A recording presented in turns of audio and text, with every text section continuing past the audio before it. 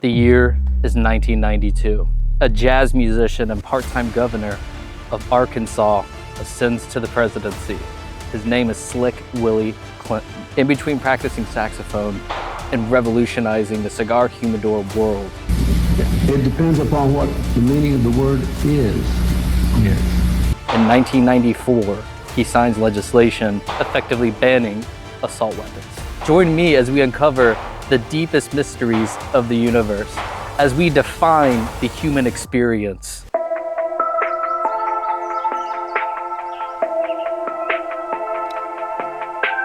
Nice falling, nice falling, nice falling, nice falling, nice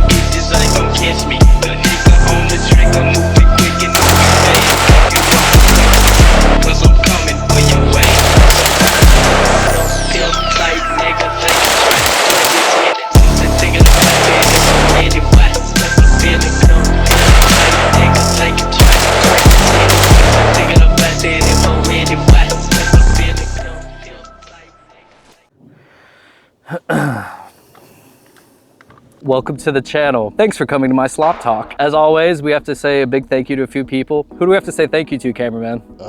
This range. That's right, Fox Mulder from the X-Files. Thank you very much for your unwavering dedication to protecting this country against the natural enemy of gun tubers, which is what? The ATF.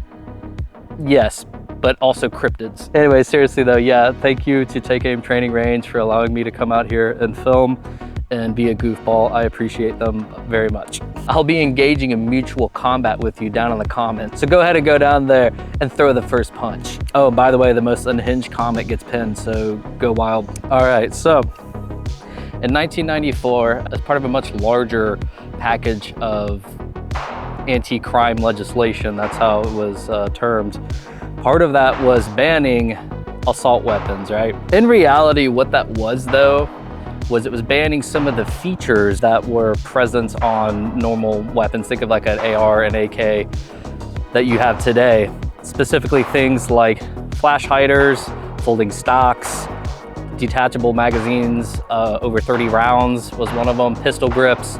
So in effect, what it was banning specific features on a rifle. So as part of looking into this a little bit and doing a little bit of research, I also realized, I didn't know this was a thing. In 1989, it was actually Ronald Reagan who signed legislation banning the importation of non-sporting use rifles into the country. And I didn't know that before looking into all this, so I found that kind of interesting. Anyway, what that meant was you were allowed to have the actual physical rifles themselves, but anything after 1994, or somewhere in there, anything that wasn't grandfathered in because there was a grandfather clause, anything new production, it had to have a lack of features. And so you were allowed to have a combination of two of them. So what did that mean for AKs, right? In reality, at the time, almost all AKs, actually pretty much all of them, you can basically say dang near all of them, were imported from former Soviet bloc countries. They would come into the country configured in a sporterized state, oftentimes with a long wooden thumb hole stock, so it didn't have a pistol grip on it. And then depending on what particular rifle it was, it would have, some of them would opt for a pistol grip. So generally you would see them configured, they would have the bayonet lugs on the barrel grinded off, and most of them would not have a muzzle device of any kind. It would be typically smooth up here Although I think in some instances they would have a thread protector that was welded. So if you're feeling spicy, you know, you could, you know, do something with it. For the most part, they were, you know, thumb hole stock ordeals, right? So the federal assault weapons ban did have a sunset clause in it, luckily. And that was in 2004, which fell under the administration of another colorful character. The terror. Now watch this drive. George W. Bush W. So the guy who gave us the Patriot Act and the GWAT, you know, thanks W, he did allow the assault weapon ban to effectively sunset in 2004, at which point you could have whatever you wanted again in respect to the features on the rifles themselves. And like, even I myself, like I remember back in the day, I remember the first AR I ever saw in my entire life actually, which is sometime after that sunsetted. What I'm talking about here today, specifically, I am discussing a Romanian SAR1 that was manufactured in 2001, falling within the assault weapons ban at the time. And then I also have a MAK90, which I believe, cameraman, when was this made? Came in 93. 93, so this actually fell in just before the assault weapons ban took place, but I'm kind of using it as a representative of MAK90s in general. And so to be clear, there were a ton of different manufactured Kalashnikov patterned weapons coming into the country during that assault weapons ban. I mean, everything, I believe even Egyptian Mahdi's were coming in during that period. The Bulgarians, Vepers, we were getting Vepers, Saigas, however you say it. We were getting all the good stuff back then, man. What happened? What happened, dude? So they would come into the country featureless, and actually, I guess to this day, that's still a thing because of the legislation from Ronald Reagan, where they come shipped into the country with like, I've seen pictures of like, just straight plywood, like it's not actually like a finished stock. It's just like, here, this is on the back of this, you know what I mean? Because they know after the sunset of the ban that the companies here will get them, the importer or whoever, and then they'll go and then they will put normal furniture on them. I can't talk specifically about the numbers of what AKs were imported by who, but for me, predominantly what I saw in the early to mid 2000s were MAK90s, like straight up. Like even my dad had a MAK90 with the wood thumb hole, you know, sporterized stock, dude. So to me, I associate that era with, I guess, MAK90s. I mean, I don't know if there are more of them or not. I really can't say definitively, but that's what I saw a lot of back in the day. What about you? Do you see any of that back in the day? I never saw anything. Really? Yeah. So it was all down the road? Yeah, it was all hunting rifles. So personally, I associate that era with MAK90s. So kind of going back to one of the things that came in during that assault weapon ban era is the SAR series out of Romania. And these actually are the predecessors to what would become the WASR to this day, the WASRs that come into this country. At the time, or back in the day, they came in a handful of calibers. I know there's some 5.56, 223 ones out there that use like their own proprietary mags and stuff like that. So I don't think they're very popular, but the SARs themselves were decent weapons. The Romanian AKs got a bad rap. They got a really bad rap actually after the sunset of the ban, or I guess whenever they stopped importing the SAR series, because like the original WASR 1063 GPs, and those were essentially parts kits that were cobbled together by Century Arms, and they were not built very well at all. As a matter of fact, I had a WASR 1063 GP and I bought it because I liked the date on the trunnion. The trunnion was like read like 1976 or something, I want to say. And I was like, oh, that's very cool. That's very old. I like that. And it was easily the worst AK I have ever had the displeasure of getting my hands on. You know, like canted gas tube, canted front sight, the barrel. I mean, it was an old military barrel, I believe, and it was pitted. It was pitted so bad to the point it wasn't even safe to shoot. And so unfortunately I don't have it to show to you guys, but that's basically where things were at with the Romanian AKs in, like, I want to say like late 03, maybe 04, something like that. And it took a very long time for them to shake that very poor reputation. The SARs themselves are very well built though, and in fact these are a little bit different than their counterparts that were coming into the country, because these are one of a handful of types to come in on a genuine military receiver, which I don't think very many imported AKs could say that, making the SAR a very cool thing. That also means at the time when this came in 01 during the assault weapons ban, they did not have to mess with the magwell on this, which is great, because really what was happening is they were coming into the country, and for importers or whoever decided to do the work, if they wanted the normal size magazines, they would basically Dremel the magwell, and then in some cases they would even brace it. I think my Wasser 1063 actually was braced here on the inside. That's a very common practice you'll see to give it a little bit more structure, if you will. Something else to be said about the time, that era between, I guess, 94 and 04, the firearms world was a very different place. I'm saying culturally, it was a very different place, in the sense that not that many people really cared about Kalashnikovs back then. In fact, when I was coming up, they were still viewed as like trash, didn't want one, that's the gun of the enemy, that type of thing. And it was like a very niche group of people who I guess got really into them because they were cheap, man. Like, I should have brought somebody out here with me, like an older guy. They were incredibly cheap, right? A whole like niche had developed around Kalashnikov patterns weapons here in the United States. The ammunition was dirt cheap and was considered garbage, which, you know, it kind of is, or was. But, you know, like, it's like the old adage of, like, you know, back in my day, you could buy a pallet of those things, you know, and they would give you the ammunition for free, or, you know, whatever. You know, I'm sorry I wasn't around to buy real estate and a pallet of MAK90s, you know, like, it is what it is. But it wasn't until much later that people actually grew to appreciate them, and it kind of gathered this cult following here in the United States. And then now it has turned into this very bougie, boutique, like, kind of thing. It's incredibly ironic considering the state of the Kalashnikov world in the United States 20 years ago.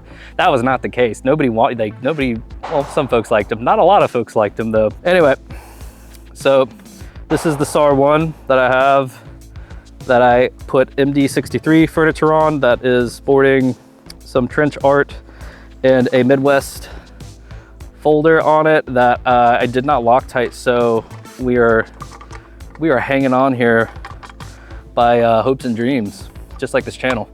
Literally a thread. Yeah, literally a thread. The weapon itself is fantastic, and it is a very cool piece of history to me. The fact that it came in and now it's in its true form of some guy on YouTube who just like runs the piss out of it as it's meant to be. Going back to the MAK90, going back to the MAK90, these are very cool too. They are kind of their own unique breed in terms of what fits on them and some of the dimensional things that are going on with these.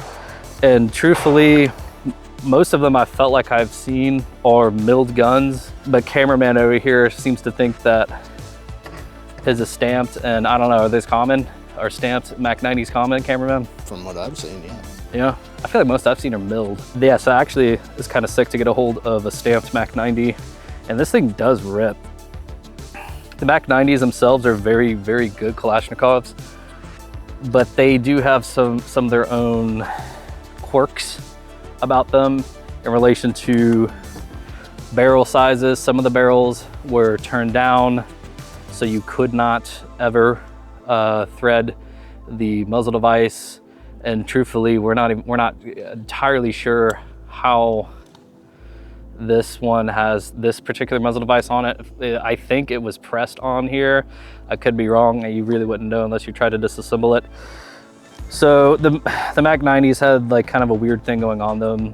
And also another thing to note about, kind of an odd thing about most MAK90s, a lot of them were slant back to receiver cut, meaning they did not take the traditional Warsaw packed furniture. This one is straight cut, which is cool because all the other ones I've seen are slant backed and things like that. But overall, these things are fantastic workhorses, and they have shot up in price, dude. When was the last time you priced a MAK90? It was a couple of years ago. I saw like nice ones for like why does this cost so much? Anyway, so these do not have the side rail on them to accept optics, and there's just a few other kind of quirky things about them, but they're very cool. My biggest gripe with these is the finish. Whatever the Chinese really did the MAK90 dirty with the finish that they put on these things. Like, as a matter of fact, hey, you should rattle can this thing, big guy. Yeah. Let's rattle can it. No. You like a rusty MAK90? Yeah, rusty. Yeah, so this one is actually in not very bad shape at all. I've seen some that are absolute rust buckets, and even those kind of command a price, which is,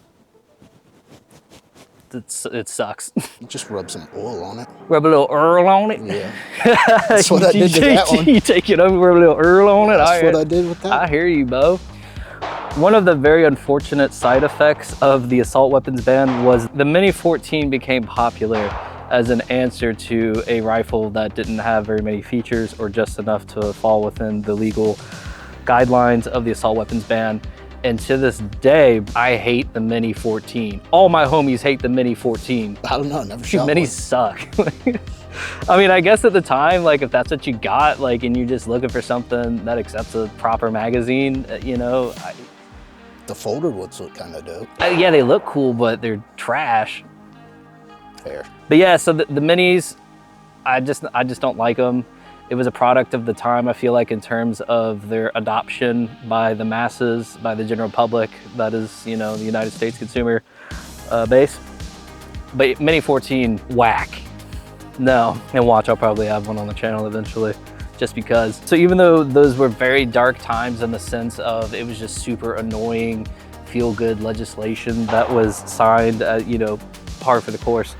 Ultimately, though, you still have the same base rifle, which is almost comical, but also nice, I guess, huh? Retarded is the word you're looking for. I can't include that, man.